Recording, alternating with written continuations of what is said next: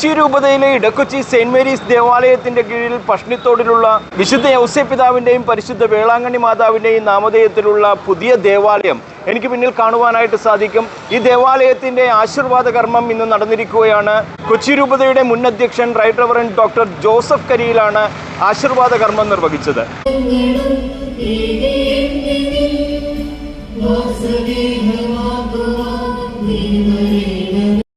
പരിശുദ്ധാത്മാവിന്റെയും നാമത്തിൽ പ്രിയ സഹോദരരെ, കർത്താവിന്റെ കൃപയും സമാധാനവും നിങ്ങളോട് കൂടെ ഉണ്ടായിരിക്കട്ടെ.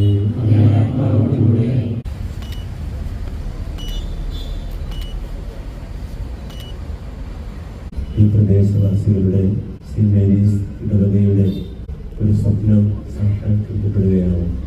അതിയായ ആഗ്രഹവും ദൈവസ്നേഹവുമുള്ള വിശ്വാസികളത്തിനാണ് ഇത്രയും പെട്ടെന്ന് മനോഹരമായ ഈ കുരിശുപള്ളി ലഭിച്ചിരിക്കുക.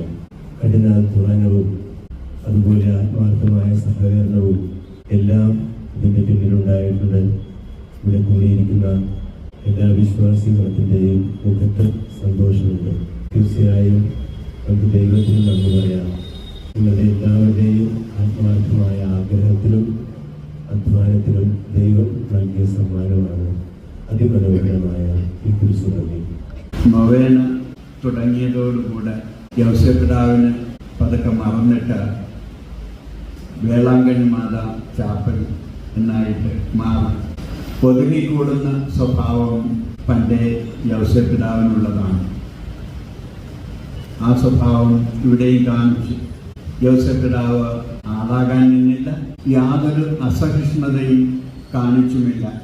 എനിക്ക് നിങ്ങളോട് ചോദിക്കാനുള്ളത്, യൗസേപ്പിതാവിനെ മാതാവിനെ കണ്ട ശേഷം പ്രാർത്ഥിച്ച ശേഷം ആരെങ്കിലും ഒരു നിമിഷമെങ്കിലും യൗസേപ്പിതാവിനെയും ഒന്ന് കണ്ടിട്ട് പോകുമായിരുന്നോ, ഒന്ന് ശ്രദ്ധിക്കുകയെങ്കിലും ചെയ്യുമായിരുന്നോ എന്ന്? അത് നിങ്ങളുടെ കടമയാണ്. ഇത് വളരെ പ്രത്യേകതയുള്ള ഒരു സ്ഥലത്താണ് പഷ്ണിത്തോട് പാലം. അതിനൊരു ചരിത്രമുണ്ട്. ഒരു ജലപാതയാണ് ഈ തൊട്ടടുത്തുകൂടെ എന്ന് പറഞ്ഞാൽ എറണാകുളം പട്ടണത്തിൽ നിന്ന് ഇവിടം വരെ ചരക്കുകൾ ആയിട്ട് വള്ളക്കാർ വരികയും എല്ലാം ചെയ്യുമായിരുന്നു. മാത്രമല്ല, ഈ രീതിയിൽ അങ്ങോട്ട് പോയാൽ വേമ്പനാട്ട് കായലിലെത്താം. അവിടെ നിന്ന് കൊച്ചിയിലേക്ക് ഒഴുകി സമുദ്രത്തിലും എത്താനായിട്ട് സാധിക്കും. അപ്പോൾ എല്ലാം ജലത്തിൻ്റെയും സ്ഥാനം സമുദ്രമാണല്ലോ. ദൈവത്തിന് നമുക്ക് നന്ദി പറയാം.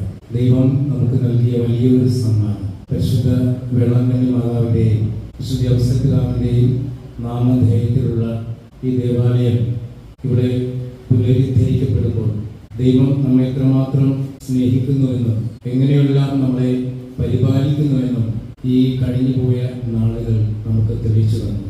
ഈ ദേവാലയത്തിന് മുൻപുള്ള ആ കുഞ്ഞു കുരിശുപരയുടെ അവസ്ഥ എന്തായിരുന്നുവെന്ന് നമുക്ക് എല്ലാവർക്കും അറിയാം.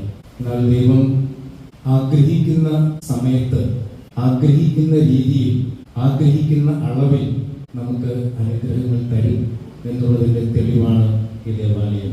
ദൈവപിതാവിന് നന്ദി അർപ്പിക്കുന്നു.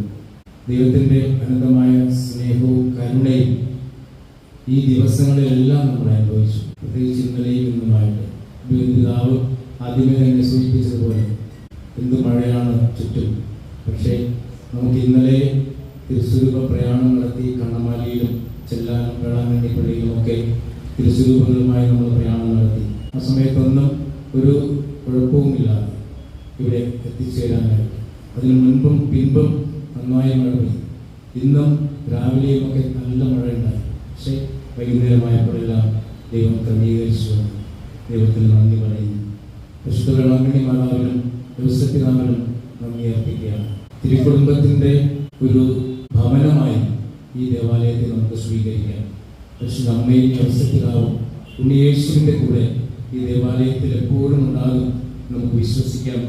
അമ്മയോടും യൗസേപ്പിതാവിനോടും പ്രത്യേകിച്ച് മാധ്യസ്ഥം പ്രാർത്ഥിക്കുകയും ചെയ്യാം. ഇടക്കൊച്ചി പ്രദേശത്ത് മാത്രമല്ല, നാനാജാതി മതസ്ഥരായ ഈ വഴിയിലൂടെ കടന്നു പോകുന്ന മുഴുവൻ പേർക്കും ഇത് ഒരു അനുഗ്രഹത്തിൻ്റെ തീർത്ഥാടന കേന്ദ്രമായിട്ട് മാറുകയാണ്. അനേകം വർഷങ്ങളായി വേളാങ്കണ്ണി മാതാവിൻ്റെ തിരുസ്വരൂപത്തിന് മുൻപിൽ വന്ന് പ്രാർത്ഥിക്കുവാനും അനുഗ്രഹങ്ങൾ നേടുവാനും ഓരോരുത്തരും ശ്രമിക്കുമ്പോൾ അത് ഇന്ന് ഈ പുതിയ ദേവാലയത്തിൻ്റെ നിർമ്മാണവും എല്ലാവരുടെയും കൂട്ടായ പ്രവർത്തനത്തിൻ്റെ ഫലമായിട്ടാണ് നിർവഹിച്ചത്. കൊച്ചി ഇടക്കൊച്ചിയിൽ നിന്നും ന്യൂസ് ടുഡേക്ക് വേണ്ടി റിഡ്ജൻ റബല്ലോ.